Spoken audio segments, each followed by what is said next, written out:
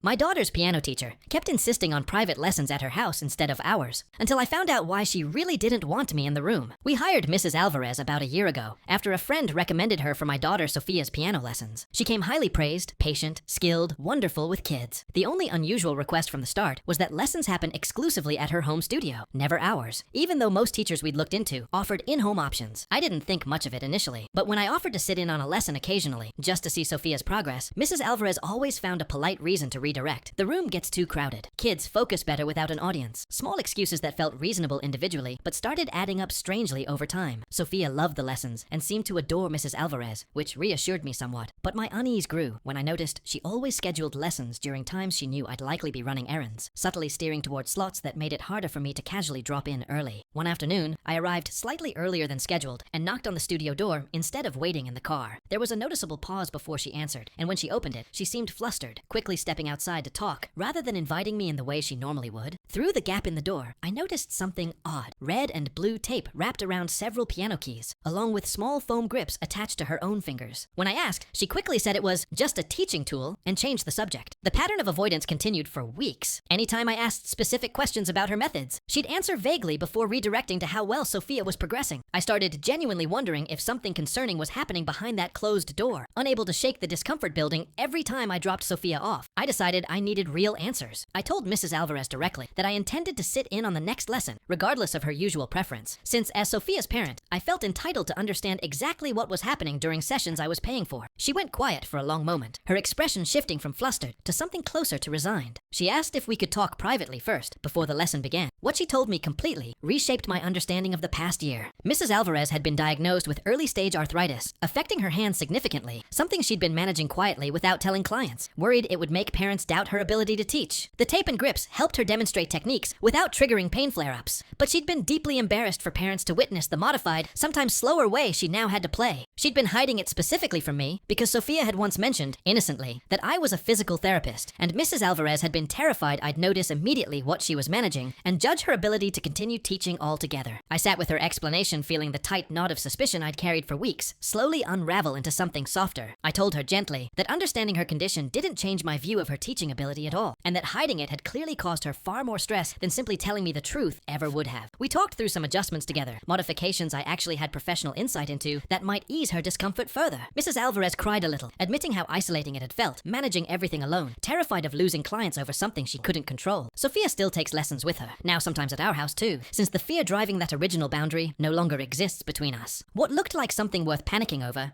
turned out to be someone quietly struggling alone, needing understanding far more than suspicion.